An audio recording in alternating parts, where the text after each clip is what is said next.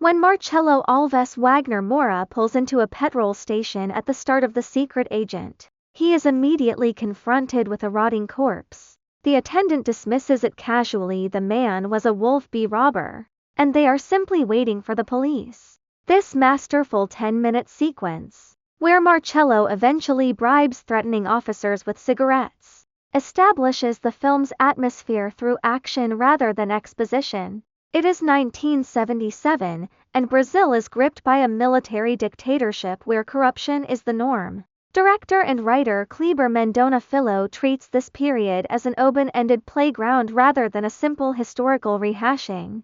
The film is a sprawling, 161-minute concoction that demands the viewer be on its wavelength. It is a political thriller that functions as a companion to one battle after another. A sincere look at national trauma akin to It Was Just an Accident, a Richard Linklater-esque hangout movie, and, occasionally, a piece of bloody Sam Raimi-style grindhouse fare complete with a subplot involving a victim's rotting leg.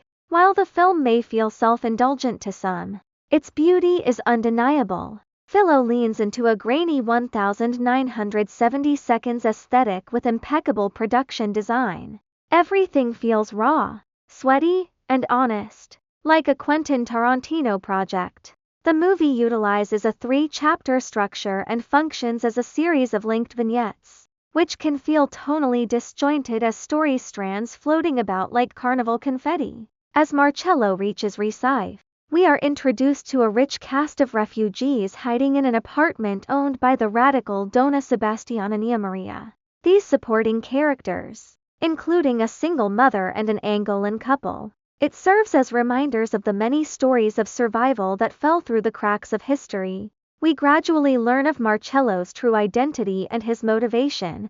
He is a father trying to do right by his young son. Fernando Wagner Moura delivers a deceptively subtle performance, grounding the chaos with a sense of controlled calm until his inherent magnetism finally snaps into place during the climax. In the second half, the disparate strands assassins, revolutionaries, and even a Holocaust survivor tightening into focus. Subplots that initially seemed bizarre, like the rotten legs, reveal themselves as sharp critiques of censorship and the manipulation of the press. Filho fills the screen with aesthetic imagination and humanistic stories but offers little traditional catharsis. The Secret Agent is messy compared to more controlled thrillers, yet it contains some of the best sequences of 2025. It is a film where the whole is as good as the sum of its parts. As it moves towards a bittersweet ending, the story refuses to let evil prevail, finding hope in the act of reclaiming history.